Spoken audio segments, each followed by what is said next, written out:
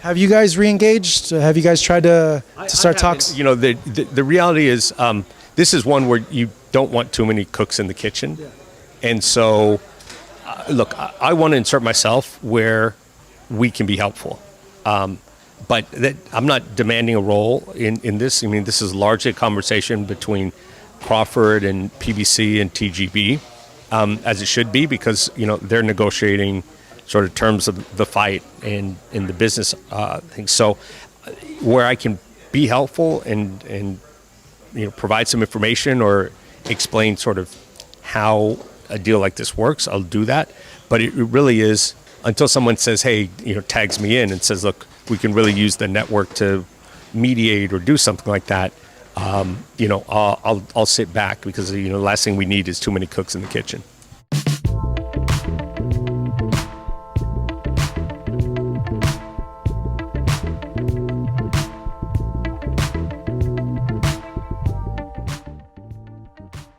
Breaking news of Showtime announcing their boxing schedule, and like the usual, they always have the best boxing schedule by far. In fact, since Floyd Mayweather moved from HBO to Showtime and created PBC with Al Heyman, since then PBC and Showtime has been the ones that's been saving boxing, and that's a fact. Nevertheless, this is the boxing schedule Showtime put out this week. But if you notice, a lot of PBC fighters are not on the schedule, like Jamal Charlo, Errol Spence, Pitbull Cruz. Now, when it comes to Pitbull Cruz and Jamal Charlo, I don't know if it's the case of them turning down the fights that PBC wants in order to pursue an easier fight, or perhaps there's another logical explanation. But what I do know is that the Showtime schedule goes all the way to June, and Jamal Charlo was supposed to return this June. So is it the case that Jamal Charlo turned down the Carlos Adam fight because Carlos Adam is actually fighting on June? Or is Jamal Charlo still dealing with family issues? Only time will tell.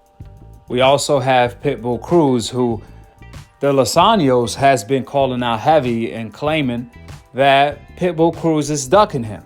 We also know that Showtime and PBC has been trying to make this fight for a very long time, but it really seems like Pitbull Cruz is avoiding the fight and he's looking for another easy payday on the road to a Gervonta Davis rematch. Pitbull Cruz is more interested in fighting the likes of a Grandpa Gamboa or an unknown fighter that can't fight. And clearly PBC are fed up and not having that anymore. Pitbull Cruz's last two fights were actually tune-ups. So it's time to step up or sit on the shelf. And I'm glad PBC finally put their foot down when it comes to the fighters that do not want to fight the best. Additionally, we also have Errol Spence. As you guys could see, he's not on the schedule. I mean, if he was fighting Keith Thurman, then surely the fight would have been announced by now. Therefore, the fact that Errol Spence is not on the boxing Showtime schedule tells me he's in serious negotiations with Terence Crawford to fight on June. And my assumptions turn out to be correct because Showtime Boxing President Steven Espinoza came out and confirmed that Errol Spence and Crawford are in serious negotiations. Listen, Errol Spence and Crawford owe this to the fans at this point. I mean, Errol Spence and Crawford can't be having Jake Paul and Tommy Fury steal their money from the sport of boxing. Better yet, when we have Gervonta versus Ryan, Devin Haney versus Lomachenko, and Fulton versus Inoue. When we have these type of fights on the schedule, these type of mega fights are stealing the shine away from both Errol Spence and Crawford during the peak of their career. So if they don't capitalize on that and fight each other, then their money is going to be gone to the fighters that are actually fighting each other. Last but not least, Showtime Boxing President Steven Espinoza also confirmed that Showtime is here to stay, regardless of the rumors that has been going around claiming Showtime is going out of business along with PBC. which these rumors from old media has been circulating since Floyd Mayweather moved from HBO to Showtime. From day one, old media has been preying on Al Heyman's downfall. If you wonder why, the answer it's as simple as black and white. Old media just hate to see a brother on top running the boxing game. With the facts being laid out, drop your thoughts in the comment section below. Subscribe below and click on the notification bell to be continued on the next episode of Akhi, Aki, Ak TV. Peace. Wa alaikum assalam wa rahmatullahi wa barakatuh. Final word. 19 months ago, the whole boxing community looked forward to the arrival of a powerful new enterprise which promised a chance to restore boxing to broader exposure and greater sports world prominence, more in keeping with its glorious past. More than $500 million in venture capital was stockpiled to be put to use in a daring plan to buy prime time on a wide variety of television networks. The series would be called Premier Boxing Champions. The goal was to demonstrate there was an unobserved audience that would erupt to ultimately incentivize those television networks to reverse the equation and pay for the fights. As many as 200 fighters bought in, among them some of the most accomplished young fighters on the planet. Keith Thurman, Adrian Broner, Danny Garcia, Adonis Stevenson, and Mikey Garcia were all potential top 10 pound-for-pound guys who had been given main event exposure here on HBO. Deontay Wilder had already won a heavyweight belt. The pièce de résistance, Errol Spence, came off the 2012 United States Olympic team. Could it really only have been a year and a half? Seems longer. And maybe because despite the extraordinary accumulation of talent and the seeming abundance of money, competitive fights like Leo Santa Cruz versus Abner Maris and Keith Thurman versus Sean Porter have been few and far between. For the most part, PBC stars have been given faint-hearted matchups against lackluster opponents, followed by long layoffs with predictable results in TV ratings and advertising sales. You might have thought that Spence's windfall audience of more than 6 million viewers in the NBC time slot just prior to Rio's closing ceremony would have given PBC a rejuvenative bounce.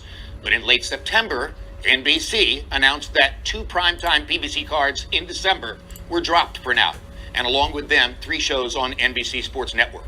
For the last 3 months of 2016, there are no scheduled PBC shows. If PBC disappears, there'll be an urge to see that as a devastating loss. In truth, it was predictable. Nearly 40 years of delivery via subscription channels like this one and our primary competitor have accustomed boxing's audience to seeing a continuous story, uninterrupted by commercials. On commercial television, the mini dramas in the corners between rounds are visible only as tape flashbacks. As live entertainment, it's not the same thing. Boxing's next shot in the arm will emerge gradually as the high-profile and highly skilled fighters on the PBC roster begin to achieve free agency and reintegrate into the upper landscape. In the best of all possible worlds, someday Thurman and Spence will match up with Terence Crawford. Deontay Wilder will fight Anthony Joshua, and Adonis Stevenson will at long last face Sergey Kovalev. The path to that goal will require the unique brand of ingenuity, bravery, and passion that fuels real boxing promoters. People who are capable of doing one of the world's hardest jobs.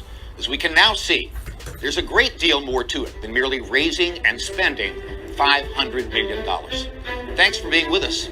Now, in terms of, what it does for boxing, look, in the short term, there is no change. We are probably a few days away from announcing another really ambitious schedule, a really robust, active schedule. Some of it has started to leak out, but there's still a lot that has not. And, so there is no change going forward. I've seen all the silly reports from, the St. Chasalistic, we're going out of business February 23rd. Saying we're going out of business February 23rd is idiotic. It's one of the dumbest things I've heard in the sport, and I've been in the sport, for over 20 years. So, saying stuff like that, people send it to me. Some are serious, some are panicked, some are laughing. I said, I can only laugh, because look, we're continuing to schedule events, we're continuing to announce events, we're doing some of the biggest events in the sport, both on pay-per-view and off pay-per-view, and that's not going to change in the short run. Where things go in the long run, look, who knows? It's a difficult economy out there, but right now the company is definitely committed to the sport and committing to the sport beyond just 2023. And I haven't heard anything that changes that.